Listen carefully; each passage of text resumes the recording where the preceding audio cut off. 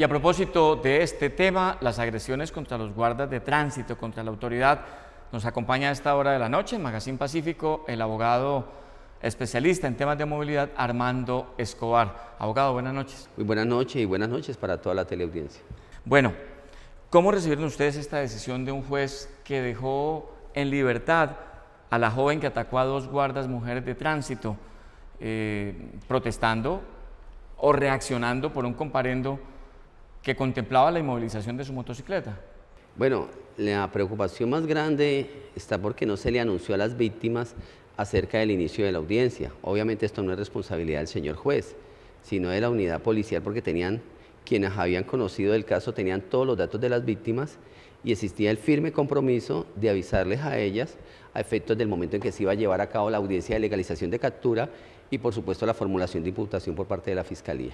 Entonces, me parece grave ese hecho, porque no se les permitió materializar su derecho a la defensa y de otro lado, pues que se ha generado lo que en la percepción del colectivo social es aparentemente una impunidad, pero puedo decirle a la gente que no es así, que el proceso continúa, que el señor juez en ese momento no tenía los insumos necesarios y, por supuesto, vamos a pedir que se revoque esa decisión para que se decrete una medida de seguridad y la victimaria pues, sea internada en el pabellón psiquiátrico anexo a la cárcel de mujeres del Buen Pastor.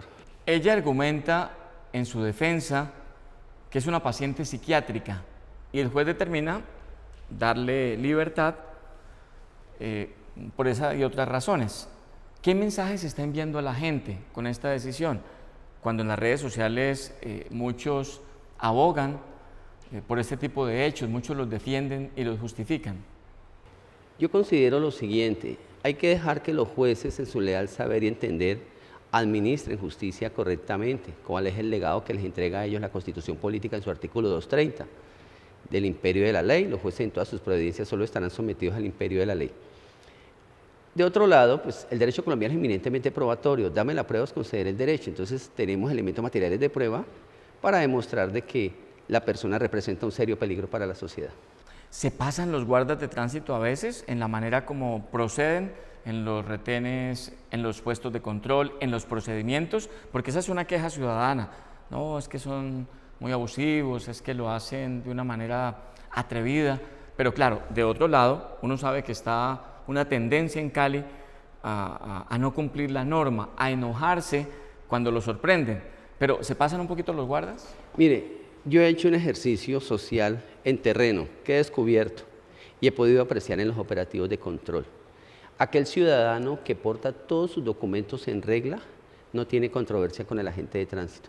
Curiosamente, el que se queja del proceder del agente de tránsito es el que es sorprendido incurriendo en prestación de servicio no autorizado. Los piratas no lleva seguro, no lleva el casco, no tiene la revisión técnico-mecánica, licencia vencida, etcétera, etcétera. Entonces, este tipo de personas, pues obviamente deben ser aconductadas de acuerdo con el Código de Tránsito. Pero han pensado ustedes, usted que es el abogado de las dos guardas de tránsito agredidas por Lisset, ¿usted ha pensado en lo que pasa por la mente de una persona que se enfrenta a un procedimiento que le va a quitar su único medio de transporte?